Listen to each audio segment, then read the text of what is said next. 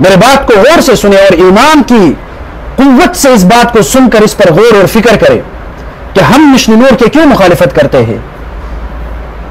اب تو مشن نور کی آزانی آپ لوگ دے چکے ہیں. پہلے اس لیے میں نے اس پر ویڈیو ریکارڈ نہیں کیا کہ میں نے سوچا کہ شاید آپ لوگ کہیں کہ یہ ضد اور عناد اور حسد کی بنیاد پر ویڈیو ریکارڈ کرنے والا ہے، لیکن ایسا نہیں ہے. میں حق اور سچ آپ لوگوں کے سامنے رکھنا چاہتا ہوں، چند حقائق آپ کے سامنے پیش کرنا چاہتا ہوں. اسی طرح دیکھیں مشن نور کی حقیقت اور اس کا پس منظر. سب سے پہلے اس کی بنیاد رکھنے والے وہ قادیانی لوگ ہیں. اب قادیانی کے بارے میں مختصر سی بات یہ ہے کہ قادیانی ان لوگوں کو کہا جاتا ہے جو غلام احمد مرزا غلام احمد ملعون کو فالو کرنے والے ہوتے ہیں، ان کے نقش قدم پر چلنے والے ہوتے ہیں، ان کے پیروکار ہوتے ہیں.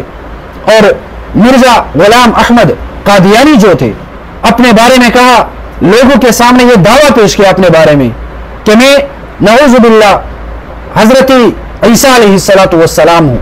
یہ وہ بدبخت اور ملعون انسان ہے جس نے پہلے حضرت عیسیٰ علیہ السلام ہونے کا دعویٰ کیا.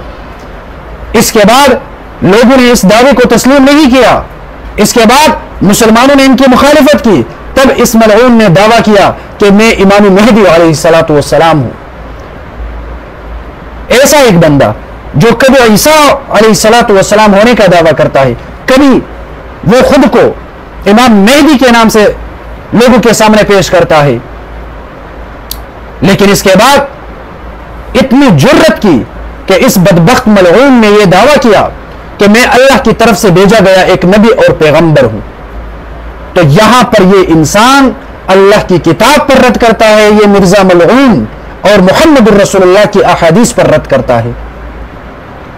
کیونکہ اللہ فرماتے ہیں ما كان محمد ابا احد من رجالكم ولكن رسول اللہ وخاتم النبیین. اللہ فرماتے ہیں کہ محمد الرسول اللہ صلی اللہ علیہ وسلم وہ خاتم النبیین ہے. محمد الرسول اللہ کے بعد کوئی پیغمبر آنے والا نہیں ہے. محمد الرسول اللہ کے بعد کسی کو نبوت نہیں مل سکتی. محمد الرسول اللہ کے بعد کوئی نیا پیغمبر پیدا نہیں ہو سکتا. اور اسی طرح محمد الرسول اللہ فرماتے ہیں انا خاتم النبیین لا نبی بعدی، کہ میں آخری پیغمبر ہوں، میں آخری نبی ہوں، میرے بعد دنیا میں کوئی پیغمبر آنے والا نہیں ہے. جب محمد الرسول اللہ نے فرمایا کہ میرے بعد کوئی پیغمبر آنے والا نہیں ہے، تو اس کے بعد مرزا غلام احمد قادیانی ملعون نے اگر نبوت کا دعویٰ کیا تو محمد الرسول اللہ صلی اللہ علیہ وسلم پر نازل کیا گیا جو قرآن تھا اس کا بھی انکار کیا. محمد الرسول اللہ صلی اللہ علیہ وسلم کی نبوت کی ختمیت، جو تمام انبیاء کی نبوت کا جو موڑ ہے، جن کا اختتام محمد الرسول اللہ پر ہوا ہے، ان کا بھی انکار کیا اور دائرہ اسلام سے خارج ہو گیا. اب اس قادیانی لوگوں نے اس مشن نور کا آغاز کیا، ہم اس لیے اس پر رد کرتے ہیں.